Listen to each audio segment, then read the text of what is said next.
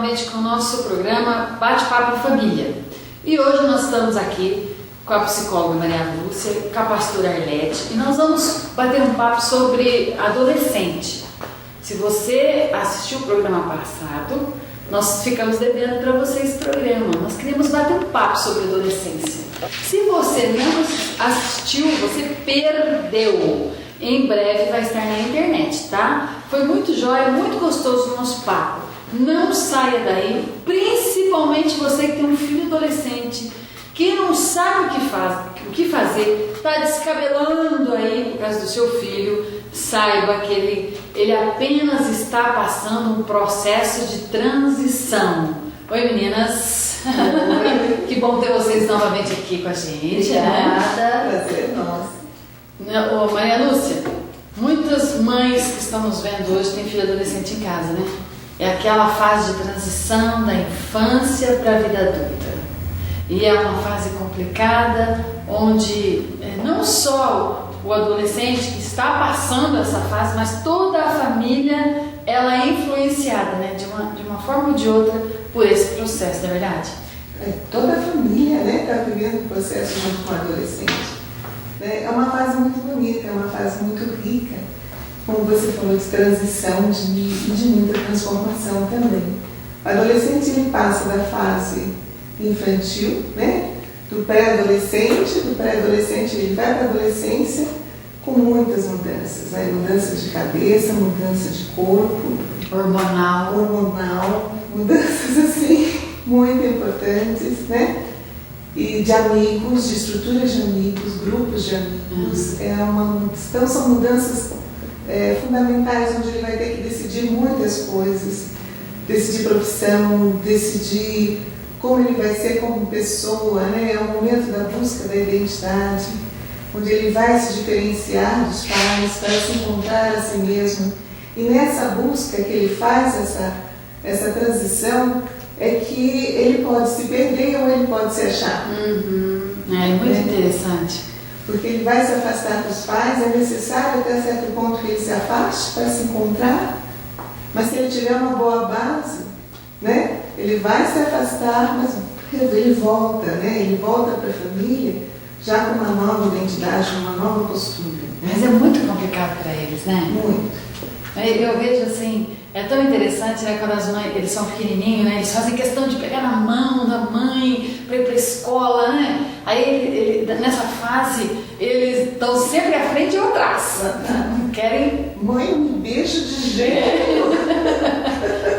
É uma fase muito interessante para a identidade, eles estão criando uma identidade própria, E é uma fase assim que eles entram com uma identificação com o grupo, Então eles querem ser igual aos componentes do grupo a qual pertence, Que é um processo, um estágio. Ele sai da família, vai para o grupo, do grupo ele vai se diferenciar para si. Então nessa passagem, que ele vai para o grupo... Mas por que isso? Por que todo adolescente ele procura um grupo? Para se sentir seguro, para sentir uma referência, ele está buscando referências. Ele precisa achar um caminho para ele se encontrar. E o amigo, o grupo, são pessoas que são semelhantes a ele. Ele está passando a mesma situação, está vivenciando os mesmos sofrimentos, as mesmas mudanças, as mesmas transferências. Então é um processo assim que eles se identificam entre si. Onde o grupo, nessa fase, é muito, muito importante. Por isso que eu vejo assim que quando a gente pensa em adolescência, a gente tem que voltar para a infância. Se a gente quer educar um bom adolescente, a gente tem que educar uma boa criança. Para ajudar ele a poder fazer escolhas de bons grupos. Para ele tomar decisões, mas para ele chegar nesse ponto ele precisa ter uma base. Que é na infância que a gente forma essa base. Para quando ele chegar na adolescência ele poder fazer escolhas melhores. Olha, como é maravilhoso a gente unir a ciência, o conhecimento, o estudo, com aquilo que Deus já deixou. Deus já deixou escrito no livro de Provérbios, está escrito assim, ensina a criança no caminho que ela deve andar, porque quando ela for velha, ela não vai se desviar dela. dele, né? No caso do caminho. E é tão interessante. E a ciência comprova isso. Comprova isso, você acabou de dizer, a ciência comprova isso. Como Deus, Ele conhece a gente, né? Na essência da gente, naquilo que a gente precisa, naquilo que a gente necessita. E a gente tem deixado isso, né? A gente tem deixado o conhecimento que está pra gente lá. Todo mundo tem em casa eu chamo a Bíblia de manual do fabricante, tá? Todo mundo tem em casa um manual do fabricante, todo mundo tem em casa uma Bíblia. É manusear, é ler, é buscar, que lá está todo o ensinamento que a gente precisa. Eu até queria pedir para a pastora, que tem um caso muito interessante na Bíblia, que eu gosto demais dele, eu sou fã dele, é o Daniel, né? E aconteceu algo na adolescência dele, né? Que foi muito marcante, né? Interessante. Eu acho a história dele muito importante, até um referencial para os jovens de hoje, né, pastor? E o mais interessante é que quando eu estava pensando hoje, num exemplo da palavra de Deus de adolescente, me veio Daniel. E eu fui procurar algumas coisas sobre Daniel. E ele foi levado cativo para a Babilônia com apenas 15 anos. Alguns falam 15 anos, outros 16 anos, e foi na adolescência mesmo. E ele foi tirado da sua casa, tirado da sua família e levado num contexto totalmente diferente, uma outra cultura, um outro contexto de vida, e ele e os amigos, e mais 3 amigos. E quando ele chega naquele contexto totalmente diferente, ele se posiciona. E ali, juntamente com os amigos, ele traz a palavra de Deus que já estava no coração dele. E ele era um adolescente muito esforçado, muito inteligente. E ele começa a colocar, se posicionar. E ele coloca o Senhor e coloca ali, ele muda a história de uma nação através dele. E é tão interessante, né, que no livro de Daniel, no capítulo 1, versículo 8, diz assim: e Daniel decidiu no seu coração, ele tomou uma posição, ele decidiu que ele iria ficar firme naquele princípio que ele tinha, naquilo que ele tinha aprendido, e ele não abriu mão. Eu acho isso fantástico, porque o que a gente vê hoje é as Marias vai com as outras, né? Não é? É o grupo que você falou. Ô Lúcia, eu queria que você abordasse também assim, ó, por que há um grande número de adolescentes que procura droga? Porque hoje, no nosso pleno século XXI, onde a comunicação está fervendo, onde a gente fala... Informação, né? Tá aí. Daí um segundo, todo mundo sabe que droga vicia, que droga mata, que droga... hoje tem essas drogas que elas vêm puras, vêm cheias de coisas misturadas, né? Que eles chamam de batizadas. Então, que mata mesmo, né? Mas por que, com todas essas informações, os jovens, os adolescentes, eles continuam freneticamente buscando droga? Tem uma explicação? Existem várias razões para os jovens ir para as drogas, né? Entre elas tem a curiosidade, aquela coisa como jovem que está buscando coisas novas, né? Aquela coisa da busca de se identificar, de se diferenciar da família. Às vezes ele vai para um exemplo, né, totalmente oposto ao valor da família. Então ele quer experimentar. Mas isso é para afrontar? Não necessariamente. Pode ser para afrontar, porque o adolescente também pode influenciar uma fase bem rebelde. Ele pode querer fazer isso para machucar o pai e a mãe, para afrontar. Mas não necessariamente. Às vezes ele vai simplesmente por curiosidade, vai pelo grupo, para eles querer ser aceito pelo grupo. Isso é muito comum. Eu cedo a pressão do grupo, porque eu não quero ser diferente, porque eu não quero ser careta, porque eu não quero ser inferior ao grupo. Eu vou porque eu não estou lidando com os meus sofrimentos, com as minhas dificuldades.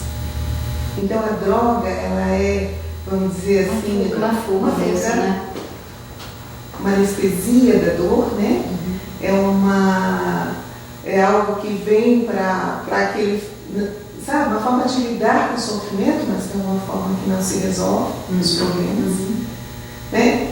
E E porque, eu volto a falar, já falei na outra sessão, a gente tem muita dificuldade de lidar com o sofrimento. E o adolescente tem. A nossa cultura, infelizmente, as pessoas têm que ser felizes, as pessoas têm que ser tudo certo, as pessoas têm que certo. Aí não é assim, né? Não é assim, a vida tem coisas boas e coisas ruins. A adolescência é um processo de muita transformação. Nem sempre um pouco da gente se transforma naquilo que a gente quer. Né? A gente vê, por exemplo, outra coisa que é muito comum na adolescência, somente em meninas, né? A anorexia nervosa, onde elas não aceitam o seu próprio corpo, onde elas têm uma imagem distorcida de si, né? Elas se veem gordas quando elas são, na verdade, magras, né? Então, essa distorção, esse sofrimento que o adolescente passa, muitas vezes ele vai buscar refúgio em algo que o ajude a esquecer, que ajude a lidar com essa dor, né? E as comparações também, eles ficam comparando, né? Principalmente as meninas, se são magras, se são gordas, no grupo, né? É a comparação também. E aí a gente volta novamente na família, que foi o nosso primeiro tema, com as crianças, nós voltamos na família. E como na família todos os filhos são diferentes, não são iguais, então cada um passa a adolescência de uma forma. Assim, eu posso ver por experiência, eu tenho 2 filhos, o menino foi totalmente diferente, a maneira como ele passou a adolescência da minha filha, foi bem diferente. E aí, se nós não tivermos fé e força e buscar na palavra do Senhor, a gente entra em crise também. As coisas também entram em crise. E assim, muitas vezes eu tenho conversado com mães que têm filhos adolescentes agora, né? Estão vivendo essa fase. E aí elas falam, nossa, eu não consigo, eu não aguento. Eu falo, olha, você aguenta, porque passa. Porque se nós tivermos essa convicção que essa idade passa e sabermos conversar, termos diálogo, eu sei que tem hora que dói muito, porque a gente não quer ver eles fazendo todas aquelas... Eles chamam muito atenção, eles fazem coisas para nos chamar a atenção, como a Lúcia já colocou, né? Então, a gente fica muito preocupado. E se você não desiste, não pode desistir. Aí entra o amor. O Senhor Jesus, ele não desiste de nenhum de nós, principalmente dos adolescentes. Aí eu queria dar o exemplo do próprio Jesus. Jesus também foi adolescente. Se nós formos pegar a palavra de Deus, que é o nosso manual, ler lá em Lucas capítulo 2, do versículo 42 ao 52, vai contar um pedacinho da adolescência de Jesus, quando a mãe, né, os seus pais, Maria e José, vão ao templo e levam Jesus. E Jesus, ele fica lá no templo e os seus pais vão embora. Típico de adolescente. E como Jesus, ele conduziu aquele momento, e ele era adolescente. E ali ele tem um respeito enorme, e ele era homem, ele era ser humano. Porque ele veio como homem para sentir aquilo que nós sentimos. E ali Jesus, ele começa a bater um papo com os doutores da lei. E ali ele esquece da hora. Ele esquece da hora. E quantas vezes, né? Até porque os adolescentes esquecem da hora. Esquece da hora, fica na internet, esquece da hora. E eu lembro assim, não sai, esquece da hora. Esquece a hora de voltar, e a gente fica muito preocupado. E aí a gente começa a tirar o exemplo de Jesus. O tempo que ele passou ali, né? Conversando, depois a sua mãe e seu pai, eles ficam assim daquela maneira muito preocupados, mas depois eles se encontram aí, tudo se resolve, e ainda Jesus fala algumas coisas para os seus pais, mas ele era Jesus, né? Mas homem, então nós podemos tirar esse exemplo. Jesus veio para mostrar que, até ele disse, né? No mundo tereis aflições, mas tem de bom ânimo, porque eu venci o mundo. Se eu venci, vocês vão vencer, né? Então, fica firme. Fica firme. E nesse fica firme, Lúcia, eu queria que você, como psicóloga, muito competente que você queria que você desse uma dica Para as mães que estão descabelando, estão desistindo, estão abrindo mão dos seus filhos. Tem muita mãe. Sabe, você tem mãe. Eu tenho ensinado aqui as mulheres que o sim é muito mais fácil, né? Porque você chega em casa cansada, você está estressada, você trabalhou o dia todo, e aí o filho vem e fala assim: mãe, posso sair? Pode, sim, vai. Mãe, posso? Às vezes nem ouve, nem passa desapercebido, não sabe onde o filho está, porque isso é um preço que você tem que pagar. O não você tem que explicar a ele, né? Não, você não pode ir, não, você não pode isso, por isso. E aí você fala um não para um adolescente, aquele não parece que o não dá trabalho. Nossa, muito trabalho, porque ele vai falar. Às vezes você explicar o não, então às vezes eles não aceitam o não. Então, como hoje, né, muitas mulheres trabalham fora, então não tem mais aquele diálogo, aquela, entre aspas, perder o tempo de explicar muitas coisas, não é? Mas a gente tem que explicar. Eu acho que é um tempo que não se perde, é um tempo que se ganha. Eu acho que investimento no diálogo é a melhor coisa que a família pode ter com o adolescente. Passar seus valores, passar a visão de mundo que você tem, escutar muito o adolescente. Às vezes a gente quer passar mais do que ouvir. Escute, isso é verdade. Não tenha pressa de falar. Escute, porque na medida que você escuta, você começa a compreender o mundo dele. E aí você vê canais por onde entrar, por onde ajudar seu filho a se achar, a se encontrar. Se a gente só quer colocar as coisas em cima deles, eles vão se revoltar. Eles não estão sendo ouvidos, eles não estão sendo compreendidos. Uma das grandes questões que eu vejo no meu consultório, toda a minha vida de trabalho com adolescente, ano que vem estou completando 30 anos. Essa coisa não pode falar, Eu escuto muito e dói muito a gente ouvir isso, né? Meus pais não me compreendem, meus pais não me escutam, meus pais não me ouvem. Porque normalmente os pais, eles acham que eles são os donos da verdade, né? Como já passou pelo processo, então sabe, tem todas as respostas. Pois é. E não tem a paciência de ouvir, né? De ouvir. Porque esse ouvir é muito importante. E ouvir com empatia, ouvir com carinho. Não é ouvir esperando, sabe? Ele dá com as minhas palavras, você já entra com tudo. Não, escuta, tenha paciência de ouvir. Ele vai falar dos sonhos deles, eles vão delirar, eles têm mania assim, de querer consertar o mundo. Mas deixa eles falar, é tão bom ver que eles estão querendo algo de bom para eles, para a vida. Né? Depois, em outro momento, você vai cuidar do quarto deles. Né?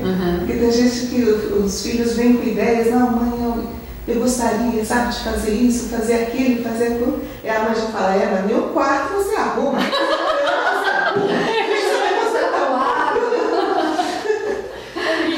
Não é? Então, às vezes, eles vêm com toda aquela energia, né? Porque o que acontece com o adolescente? Ele está passando por um processo de mudança intelectual também. Então, é a fase que eles começam a questionar o mundo. Quem sou eu? Por que eu estou aqui? Para que eu vim? Para onde vou? Então, são questões existenciais que afloram e eles questionam, e eles treinam isso falando, eles verbalizam, eles sonham, eles querem sentir o mundo, sentir dentro do mundo, pertencente ao mundo. E às vezes eles vão para uma generalização muito grande, né? Que nem um quarto eles conseguem arrumar, mas eles estão sonhando em consertar o mundo. Deixa eles sonharem, vai devagarinho conversando com ele, ouvindo. Né? Em outro momento você para conversar sobre o quarto. Né? Poxa, o quarto pode ficar mais bonito, o que você acha? O que a gente pode fazer para melhorar aqui? Né? É um espaço que é seu, é tão bacana. Né? Então eu acho assim, que é muito importante a gente estar muito próximo deles, da gente estar, por exemplo, visitando a escola. Eu já tive questões assim de pais que, como a escola não chama, eles não vão até a escola. Gente, vai na escola, vai saber como é que eles estão, porque um dos dados que a gente pode ter, se o aluno não está indo bem na vida deles, pode ser o desempenho escolar. E tem escolas que infelizmente não avisam. Muitas vezes vão avisar já no final do ano. Né? E às vezes você fica sem acesso a essas informações. Então vai, busque.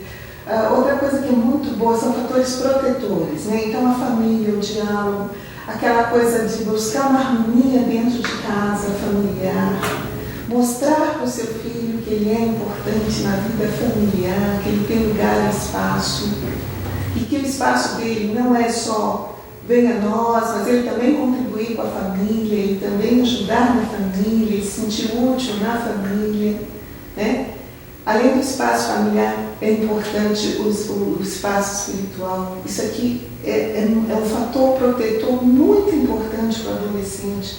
Que ele seja incentivado a participar da igreja, que ele seja incentivado a cultivar uma religião, que ele seja incentivado a participar de grupos religiosos, vocacionais, que ele vá para encontros, né? Outras formas que você pode proteger seu filho, que dá proteção, é com relação a outras escolas que ajudam a formação da moral do jovem, né? Por exemplo, o escotismo é algo que ajuda muito a formação de jovens, o esporte, né? Colocar... O esporte é fundamental. É muito os adolescentes, é ótimo mesmo. O corpo, eles se acham mais bonitos depois de praticar o esporte, né? Eles vencem a si mesmos no esporte, onde gera competência, gera tenacidade, constância. Tem uma série de atributos, né, de qualidades que são desenvolvidas no esporte que são muito importantes para o futuro deles, né? Então, tem certas coisas que você pode atuar na vida do seu filho, que você pode colaborar com eles, né? E sempre tem um espaço para conversar, sempre tem um espaço para trocar. Sabe, vai um dia o seu filho, vai uma lanchonete, só vocês dois, para passear no parque, só os dois. Ter um momento de intimidade, de troca, de informação.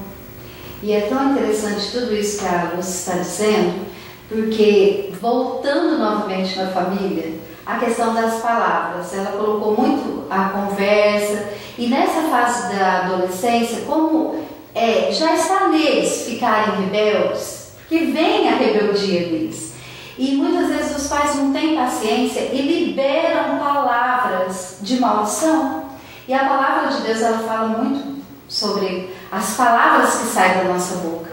E aí muitas vezes fala assim, oh seu vagabundo, aí começa a colocar palavras, assim, isso é só um exemplo, né? Oh seu burro, e por aí, se a gente fosse falar todas as coisas ruins que os pais lançam sobre a vida dos adolescentes, principalmente, que como é uma idade de transição, de mudança, eles realmente vão fazer tudo para chamar a atenção e vão ouvir as palavras que os pais falam. Por isso a necessidade de abençoar os filhos, de colocar a palavra de Deus mesmo, de trazer para a casa do Senhor, que é super importante. E a gente sabe da dificuldade que é quando eles são adolescentes e vêm para a casa do Senhor, né? Aí há os questionamentos mesmo por causa do grupo, mas se ele está firme, se a família está firme, direciona através da palavra, acolhendo, conversando, tudo isso,